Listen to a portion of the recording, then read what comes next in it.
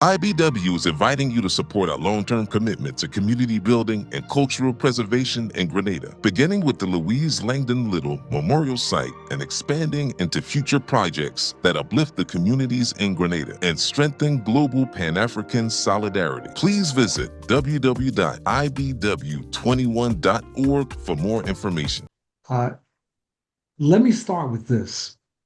January 1999, I was part of a delegation that went to Cuba. It was a Trans-Africa delegation led by then President Randall Robinson. And we had an opportunity at the very end of the trip to meet with then President Fidel Castro. It was an incredible meeting, but at one point we were asking him about race. And he looked at us and he said, in 1959, when we won, we thought that what we need to do was simply make racism and racist discrimination illegal. And we did that. And then he said, but we underestimated the impact of 500 years of Spanish colonialism and US neocolonialism on the consciousness of our people. And I thought that that was an incredibly profound comment, very undefensive. And it spoke to the situation Cuba's in now, but also how we understand what actually led up to the Cuban Revolution. Cuba was a major site in the slave trade. Many slaves that would be ultimately brought to the United States had been first brought to Cuba and then taken up to the United States. There were efforts at a certain juncture in the 19th century by the Spanish to increase the white population because of how overwhelming the Black population of Cuba was. The two wars of independence against Spain had at their core Black people.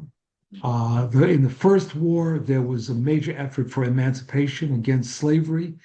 And then in the second war, which began in 1895 and ultimately was co-opted by the United States, although Jose Marti is most well known as the initial leader of the revolution, it was Black Cubans that was central to that.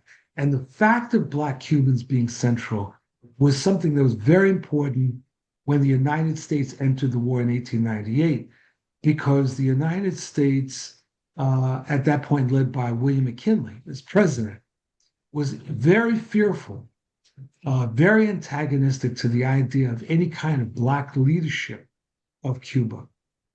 And so they went about a number of things. They basically forced the newly independent Cuba to agree to something that was called the Platt Amendment, PLATT, which guaranteed the United States the right to intervene in Cuban affairs. It's just an absolutely unbelievable act, but it starts to feel like what is being perpetrated against Venezuela right now and what the United States clearly wants to do with Cuba at present. The United States also was very active in promoting racial segregation and various forms of discrimination and propping up forces within Cuba that were very much in opposition to Black freedom and to Black political power. It was ultimately the Communist Party of Cuba, which was known as the Socialist Party, PSP, of Cuba, that became a major champion of Black liberation within Cuba. But race was an underlying issue and has been in Cuba for a very long time. And the United States went to all sorts of efforts to continue to perpetrate racial segregation.